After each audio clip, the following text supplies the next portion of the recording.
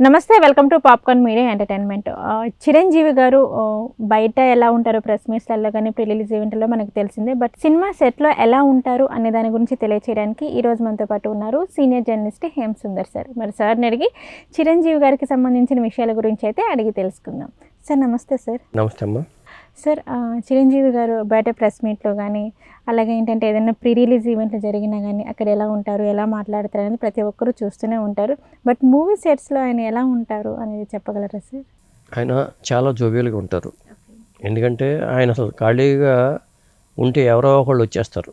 ఆయనకి అసలు ప్రశాంతంగా కూర్చొనేవారు కూడా. ఓకే. ఎందుకంటే ఆయన క్యారవాన్లో ఉండటం నేను చాలా తక్కువే చూశాను.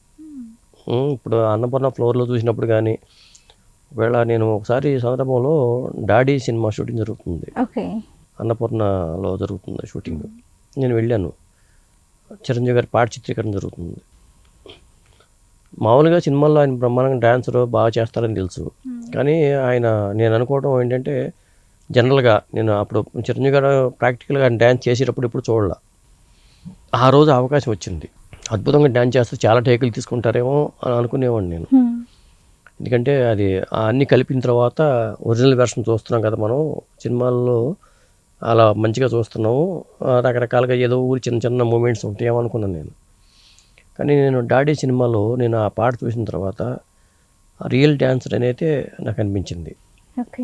ఎందుకంటే ఆ పాట ఆయన పడుకుని చేసే సన్నివేశం అనమాట, డ్యాన్స్ మూమెంట్స్ అవి ఇట్లా చేసేది.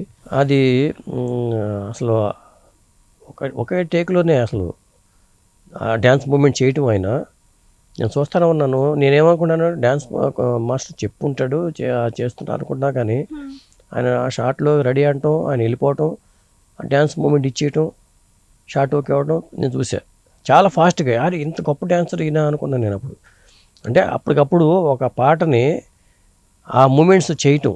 అది ఎంత టైంలో చేసేసారు అంటే మార్నింగ్ నుంచి షూటింగ్ జరుగుతూ ఉంటుంది. కానీ ఆ మూమెంట్ అసలు చాలా రిస్కీ మూమెంట్. అది అక్కడ పడుకుని చేసే కాలు ఇట్లా లేపే సన్నివేశము, అది అంత ఫాస్ట్గా ఆయన అలా చేయటం అంటే మామూలుగా జనరల్గా సాధ్యం కాదు. అది మంచి డ్యాన్సర్లు అయితేనే చేయగలరు. అది ఆయన చేశారు. అది నేను డాడీ సినిమాలో పాట అది నేను అది ప్రాక్టికల్గా చూసా. అది అప్పుడు ఒరిజినల్గా డ్యాన్సర్ బాబు అనిపించింది నాకు. అని మొదటి నుంచి ఆయన డ్యాన్స్ అనుభవం వల్ల ఆయనకి అంత పేరు రావడం కూడా కారణం డ్యాన్సే కదా. అటు యాక్షన్ కాకుండా అటు యాక్షన్తో పాటు ఇటు డ్యాన్స్ రెండు అసలు. అలాగే ఒక సందర్భంలో మరి నేను అప్పుడు సెట్లోకి కె విశ్వనాథ్ గారు వచ్చారు. డైరెక్టర్ కె విశ్వనాథ్ గారు వచ్చారు. ఎందుకంటే వచ్చినప్పుడు చిరంజీవి గారు ఆయన చూడంగానే లేచిపోయి వెంటనే ఆయన పాదాల నమస్కారం చేశారు చిరంజీవి గారు. అంటే ఆ గురుభావంతో ఆయన సీనియర్ డైరెక్టరు, పైగా ఆయన చిరంజీవి గారు కూడా మంచి హిట్లు ఉన్నాయి కదా ఆయనకి. వెళ్ళిపోయి ఆయనకి పాదాబంధనం చేశారు ఆయన.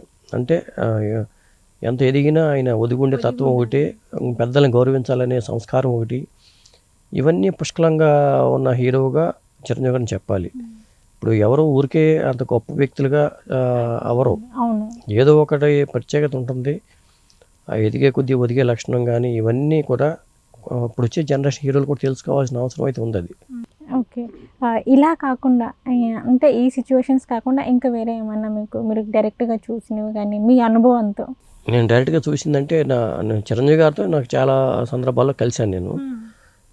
ఇంకొకటి ఏంటంటే, నాకు ఒకటి ఆశ్చర్యకరంగా అనిపించింది ఏంటంటే, అల్లరి రావుడు సినిమా జూనియర్ ఎన్టీఆర్ది, చిరంజీవి గారి ఇంద్రా సినిమా, ఈ రెండు ప్యారలల్గా జరుగుతున్నాయి. బి గోపాల్ గారు డైరెక్టర్ దానికి. డైరెక్టర్ బి గోపాలే రెండింటి సినిమాలకి. ఆ టైంలో చిరంజీవి గారే ఎక్కువ డైరెక్ట్ చేశారు ఇంద్ర సినిమాని. చాలామందికి తెలియదు. ఎందుకంటే బి గోపాల్ గారు అటు ఇటు సినిమాలు చేయడం వల్ల మరి ఏంటి తెలియదు. కానీ అంటే ఈ 2 మూవీస్ చేయడం వల్ల ఖాళీ లేక చేశారు. చిరంజీవి గారు ఆయనే చేసుకున్నారు, ఆయనే డైరెక్షన్ చేసుకున్నారు. నేను అన్నపూర్ణ 7 ఎకరాల్లో అదే టైంలో కలిశాను చిరంజీవి గారిని. ఇంద్రా మూవీ టైంలో అన్నపూర్ణ 7 ఎకరాలు జరుగుతుంటే నేను వెళ్ళి కలిశాను అన్నమాట. అప్పుడు ఆయనే చేసుకున్నారు చాలా వరకు. అంటే క్లైమాక్స్ సన్నివేశాలు అవి. మరి అదే టైంలో సల్మాన్ ఖాన్ షూటింగ్ ఏదో జరుగుతుంటే అక్కడ సల్మాన్ ఖాన్ రావటం, ఈయన కూడా మళ్ళీ వెంటనే సల్మాన్ ఖాన్ని గౌరవంగా ఎదురెళ్ళి ఆలింగనం చేసుకోవటం కానీ ఇవన్నీ జరిగినాయి. అంటే తోటి హీరో అక్కడికి వచ్చినప్పుడు కూడా ఈయన కూడా ఆయనే వస్తాడులే అని కాకుండా ఎదురు వెళ్ళి మళ్ళీ రిసీవ్ చేసుకోవటం కానీ ఇవన్నీ కూడా ఒక సంస్కారమే. ఇట్లాంటి గుణాలన్నీ చాలా ఉన్నాయి.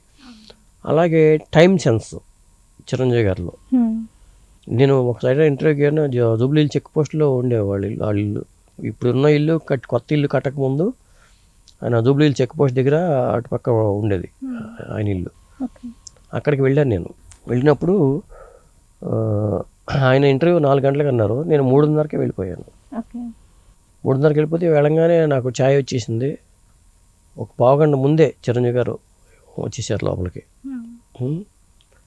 అది టైము, పంక్చువాలిటీ.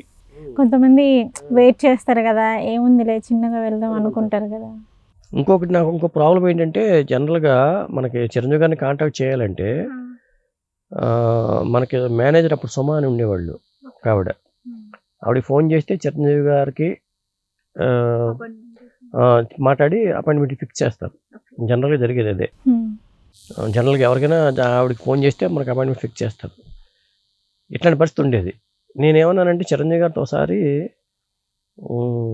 సార్ మిమ్మల్ని కాంటాక్ట్ చేయాలంటే ఇట్లా టైం పడుతుంది కదా, డైరెక్ట్ నెంబర్ ఏమైనా ఇవ్వచ్చు కదా. అప్పుడు సెల్ ఫోన్ మెయింటైన్ చేసేవాడు కదా ఆయన.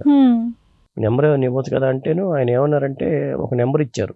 ఇచ్చి ఇది శ్రీజ నెంబరు, ఈ నెంబరు చెయ్యి, నేను అర్జెంట్గా ఏమైనా నాతో మాట్లాడాలనుకుంటే అన్నారు. అసలు అప్పట్లో చిరంజీవి గారు మొబైల్ యూజ్ చేసేవాళ్ళు కదా సార్? అప్పుడు చేసేవాళ్ళు కాదు. ఆయన కాంటాక్ట్ చేయాలంటే మనం అప్పుడు ల్యాండ్ లైన్లు కూడా మొబైల్స్ అప్పుడప్పుడే వచ్చే టైము. నేను 2000 ఎవరైనా మూవీ చిరంజీవి గారితో చేయాలనుకున్నా కానీ స్టోరీ ఏమైనా చెప్పాలి అంటే ఎలా కాంటాక్ట్ అయ్యవలసి అంటే మేనేజర్లతో మాట్లాడతారు. మేనేజర్ త్రూనే కాంటాక్ట్ అయ్యారు. పైకి సెల్ ఫోన్లో అప్పుడప్పుడే వస్తున్న టైం అది. నేను 2002, 2003 నేను ఆ టైంలో మాట్లాడే విషయం. ఓకే. ఆయన శ్రీజ నెంబర్ అని ఇచ్చారు కదా, నాకు ఒకసారి అర్జెంట్గా మాట్లాడాలనిపించింది. మాట్లాడలేదు. చిరంజీవి గారి ఏదో క్లారిఫై కావాల్సి వచ్చి నేను ఆ నెంబర్కి ఫోన్ చేశాను. శ్రీజ గారికి కాల్ చేశాను. శ్రీజ చిన్న పాప అమ్మాయి. ఆ నెంబర్ చేస్తే లేడీస్ మాట్లాడారు. ఇది చిరంజీవి గారి నెంబర్ కాదండి అన్నారు. లేదండి మరి ఆయనే ఇచ్చారు అని చెప్పన్నా నేను. లేదండి అది కాదు, నెంబర్ కాదండి అని పెట్టేశారు. అయిపోయింది. వెంటనే కాసేపటికి చిరంజీవి గారు ఫోన్ చేశారు నాకు. ఫోన్ చేసి ఏంటి హంసరావు ఫోన్ చేసామంట అన్నారు. అదే అంటే మరి వాళ్ళకి తెలియదు కదా, వాళ్ళ డాడీ ఇచ్చారనే విషయం వాళ్ళకి తెలియదు కదా. అప్పుడు చిన్న పాప వాళ్ళు ఇచ్చారని తెలియదు కదా వాళ్ళకి. ఏమైనా అర్జెంటుగా ఉంటే మాట్లాడాలనుకుంటే నాకు ఈ నెంబర్ కాంటాక్ట్ చేయమని చెప్పారు. అట్లా ఉండేది. ఆయనతో మనం కాంటాక్ట్ చేయడం చాలా ఈజీగా ఉంటుంది. వేరే హీరో వెంకటేష్ గారు అంతే, డైరెక్ట్గా ఫోన్లోనే మాట్లాడుకోవచ్చు. ల్యాండ్ లైన్ మెయింటైన్ చేస్తారు ఆయన, ల్యాండ్ లైన్లో మాట్లాడతారు ఎక్కువ. సెల్ ఫోన్ ఉన్నా కానీ సెల్ ఫోన్ నెంబర్తో నేను ఎప్పుడు కాంటాక్ట్ చేయాలి, ల్యాండ్ లైన్ చేస్తే ఆయనే మాట్లాడేవాళ్ళు. అట్లా. ఇంకోటి చిరంజీవి గారితో ఇంకొక అనుభవం చెప్తాను. నాకు అప్పట్లో నాకు సెల్ ఫోన్ కూడా నా దగ్గర లేదు. అప్పుడు సెల్ ఫోన్ రాలేదు. నేను 2000లో ఇక్కడ సినిమా పేజీకి, ఈనాడులో సినిమా పేజీకి వచ్చినప్పుడు మా ఇంట్లో ఫోన్ లేదు. మా ఇంటి ఓనర్ పైన ఉంటుంది, ఫోన్ నెంబర్ ఉంటుంది. ఒక రోజుని అంటే పీపీ నెంబరు ఇప్పుడు ఇచ్చినట్టున్నాను నేను. నాతో నన్ను ఏమైనా కాంటాక్ట్ చేయాలనుకుంటే ఈ నెంబర్ ఇవ్వండి అని నేను ఎక్కడో ఇచ్చినట్టున్నా, సుమ్మగారికి ఎవరికో ఇచ్చినట్టున్నాను, నాకు గుర్తులేదు. కానీ మా ఇంటి ఓనర్ నేను ఇంటికి రాగానే చిరంజీవి గారు ఆఫీస్ నుంచి ఫోన్ వచ్చింది, కాల్ చేయమన్నారు అని చెప్పి పైన మా ఇంటి ఓనర్ గారు అన్నారు. మళ్ళీ నేను బయటికి వెళ్ళి కాయిని రూపాయి నెంబర్ ఉంటుందన్నమాట. అప్పుడు రూపాయి ఇస్తే ఒక ఫోన్ కాల్ ఇస్తారు. అది అయిపోయిన తర్వాత కంటిన్యూ చేయమని చెప్పాలి వాళ్ళకి. మళ్ళీ అప్పుడు బయట నుంచి నేను రూపాయి కాయని అక్కడికి వెళ్ళి ఫోన్ చేస్తే డైరెక్ట్గా కాంటాక్ట్ చేస్తాను. ఆయన కాంటాక్ట్లోకి ఇచ్చారు రైల్లోకి. ఆయన మృగరాజు సినిమాకి సంబంధించిన టైంలో నేను ఇంటర్వ్యూ చేసే ఒకటి. ఆ ఇంటర్వ్యూ కోసం ఆయనకి కొన్ని డౌట్లు ఉండి ఆయన నాకు నాతో మాట్లాడాలనుకున్నారు. ఆ టైంలో ఇట్లా అంటే కాంటాక్ట్ చేయటం అనేది, ఒక హీరోని కాంటాక్ట్ చేయడం మామూలుగా సాధ్యమయ్యేది కాదు. దొరకరు. మేనేజర్లు మాట్లాడాలి, చాలామంది మేనేజర్లు పెట్టుకుంటారు, మేనేజర్లతో మాట్లాడాలనుకుంటారు. కానీ చిరంజీవి గారు ఏంటంటే చాలా ఈజీగా ఉంటుంది. ఆయన కాంటాక్ట్ చేయాలన్నా, ఆయన అపాయింట్మెంటు తీసుకోవాలన్నా, జర్నలిస్టులకి ఏమన్నా సమస్యలు వచ్చినప్పుడు కూడా వెంటనే ఆయన అప్రోచ్ అవ్వటం ఈజీగా ఉంటుంది. పైగా జర్నలిస్టులు ఫ్రెండ్లీగా ఉంటారు ఆయన. ఎందుకంటే సైరా షూటింగ్ టైంలో కూడా జర్నలిస్ట్ వెళ్తే ఆయన ఆ రోజు అల్లు రామలింగ గారి వర్ధంతి కార్యక్రమం. ఎందుకంటే సురేఖ గారు వచ్చారు, వాళ్ళ ఫ్యామిలీ మెంబర్స్ అందరూ వచ్చేసారు. వర్ధంతి కదా కార్యక్రమం కదా, భోజనాలు ఏర్పాటు చేస్తున్నారు వాళ్ళు పర్సనల్గా. వస్తే ఆయన మేము జర్నలిస్టులుగా మేము వెళ్తే మాతో కూర్చుని పోయి సురేఖ గారి దగ్గరికి వాళ్ళ దగ్గరికి వెళ్ళట్లా, మాతోనే కూర్చొని కలిసి భోజనం చేశారు. ఫ్యామిలీతో వెళ్ళట్లేదు. ఫ్యామిలీ దగ్గరికి వెళ్ళకుండా మాతోనే కలిసి భోజనం చేసి మమ్మల్ని అందరినీ పంపించిన తర్వాత అప్పుడు వెళ్ళారు అక్కడికి. అంటే భోజనం కూడా మాతోనే చేసేసారు అక్కడ. ఇలా ఉంటుంది. అది నేను చాలా తక్కువ మంది హీరోలు చూసా. నిజంగా అంటే చాలా మందికి తెలియదు సార్. ఓకే, పెద్ద స్టార్స్ కదా, వేరే ఉంటారులే అనేసి అని అనుకుంటారు. బట్ ఒకసారి మనం కలిసి మాట్లాడితే కానీ ఏదైనా తెలుసు. కరెక్టే. ఎందుకంటే ఆయన ప్రాపర్ వేలో మనం వెళ్తే ఖచ్చితంగా చిరంజీవి గారు రిసీవ్ చేసుకునే విధానం కానీ, ఆయన మెమరీ పవర్ ఎక్కువ, చాలా మెమరీ పవర్. పేరు ఒకసారి మన పరిచయం అయిందంటే మన పేరు పెట్టి పలకరిస్తారు. ఇవన్నీ నేను గమనించా. అంటే ఎప్పుడైనా సరే పెద్దవాళ్ళు అయిన వాళ్ళు నిజం సార్. వాళ్ళు ఇవన్నీ అలవర్చుకుంటారేమో అనుకుంటూ ఉంటాను నేను. అది నేను ఆయన గమనించాను అన్నమాట. నిజంగా అదే చిరంజీవి గారి దగ్గర మనం ఎంత మర్యాద చూస్తామో సేమ్ రామ్ చరణ్ గారికి కూడా రామ్ చరణ్ గారితో ఒక అనుభవం ఉంది. ఇంకో అనుభవంలో చెప్తాను, ఎందుకంటే లెంగ్త్ అవ్వద్దు కాబట్టి. నిజంగా ఇప్పుడు మీరు చెప్పిన తర్వాత నాకు అనిపించింది, నిజంగా చిరంజీవి గారు ఇంత ఇలా ఉంటారా, ఇంత చక్కగా, ఇంత అందరితో కలిసిపోయి ఇంత బాగా మాట్లాడతారా అనేసి కలిసిపోయి మాట్లాడతారు. బట్ నిజంగా అదే తత్వం ఏమో సార్. బట్ రామ్ చరణ్ గారిని చూసినప్పుడు కూడా సేమ్ అనిపిస్తూ ఉంటుంది, పెద్దల్ని ఎలా గౌరవించాలి, ఎలా చేసుకోవాలి ఏంటి అనేసి ప్రతిదీ. రామ్ చరణ్ గారి అనుభవం ఒకసారి చెప్తాను, దూరేరింటి అతని అనుభవం ఒకసారి నెక్స్ట్ ఎపిసోడ్లో చెప్పండి సార్. సో ఇప్పుడు చిరంజీవి గారితో కంప్లీట్ అయిపోయింది కాబట్టి సార్ నెక్స్ట్ రామ్ చరణ్ గారితో కానీ ఇట్లా ఒక్కొక్క హీరోతో ఉన్న అనుభవం గురించి నెక్స్ట్ ఎపిసోడ్లో మాకు చెప్తారు. Okay sir. నమస్తే అమ్మా.